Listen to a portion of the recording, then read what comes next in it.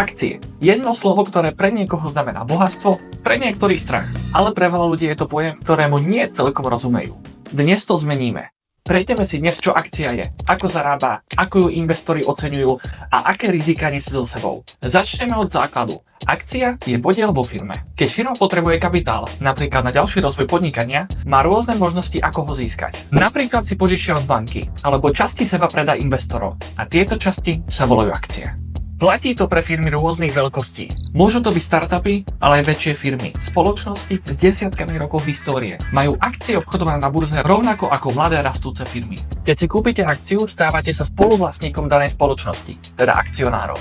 Ako akcionár máte nárok na časť jej majetku a časť jej zisku a zvyčajne aj hlas o rozhodovaní budúcnosti firmy. Samozrejme, jedna akcia vás pravdepodobne na valné zhromaždenie nedostane, ale právne ste spolumajiteľ. A práve toto je podstata akcie. Nie je to len nejaký papier, ale ste spoluvlastníkom danej firmy. Po vydaní sa akcie môžu obchodovať na burze. Ich cenu určuje trh, ponuka a dopyt, ale za tým stojí oveľa viac. Výsledky firmy, očakávania investorov, úrokové sadzby, správy nálada na trhu. Cena akcie je odrazom toho, čo si trh myslí o budúcnosti firmy. Zaujímalo vás niekedy, ako akcia zarába? Poďme sa na to pozrieť. Akcia vám môže zarobiť dvoma spôsobmi. Prvý je rast ceny a druhým je dividenda. Čo znamená ten rast ceny? Dnes si kúpite akciu za 100 € a možno o 5 rokov ju predáte za 150. Zarobili ste 50 €. Je to jednoduché, ale závisí to od toho, ako sa firme darí. Lebo nie vždy sa jej darí.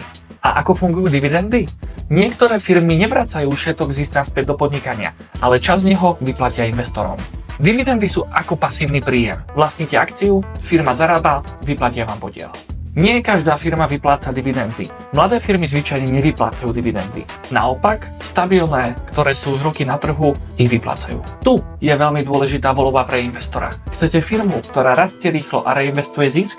Alebo firmu, ktorá je stabilná a vypláca vám dividendy?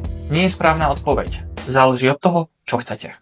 Načrtnime si inú tému. Ako sa oceňuje akcia? Ako viete, či je akcia drahá alebo lacná? Cena samotná vám totiž nič nepovie. Závisí od toho, čo za danú cenu dostanete. Investori sa pozerajú napríklad na to, koľko firma zarába v porovnaní s jej cenou, alebo akú hodnotu má jej majetok, alebo čo sa od nej očakáva do budúcna. Ale oceňovaniu akcií dáme svoje vlastné video, pretože je to téma, ktorá si zaslúži poriadny priestor. A teraz k téme, ktorú mnohí preskakujú. Riziká. Prvým rizikom je, že firma môže mať zlý manažment, môže prísť do zákazníkov, môže ju predbehnúť konkurencia a môže skrachovať. Ak ste všetky peniaze vložili do jednej firmy a tej sa takýmto spôsobom nedarí, môžete o všetko prísť. A tu prichádza na scénu jeden veľmi dôležitý princíp investovaní a tým je diverzifikácia. Nie je dobré dať všetky peniaze do jednej firmy. Rozumnejšie je ich rozdeliť do viacerých firiem. Pretože ak má jedna firma problém, nemusí to ohroziť celé vaše portfólio. A dokonca, ak vlastníte akcie firiem z rôznych krajín a regiónov, lokálne krízy vás nemusia zasiahnuť naplno. Ale pozor, diverzifikácia neodstráni každé riziko. Ak by ste chceli vedieť všeobecne o rizikách v investíciách, pozrite sa na toto video. Tak, a teraz by ste už mali mať základ toho, čo akcia je a ako funguje.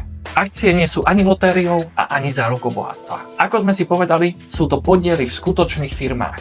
A ako každá investícia, odmeňuje tých, ktorí jej rozumejú a ktorí majú stratégiu. Dve najčastejšie chyby, ktoré robia investori. Prvou je, že si vyberú zlú firmu. Prečo? Pretože nerobia si žiadnu analýzu, veria iba nejakým typom alebo svojim emóciám. Druhou je, že prepadajú panike, keď trh klesá a nepočkajú, kým sa hodnota akcie vráti naspäť.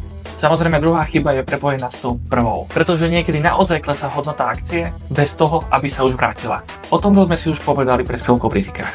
Obom týmto chybám sa dá predísť. Ako? Analýzou a trpezlivosťou.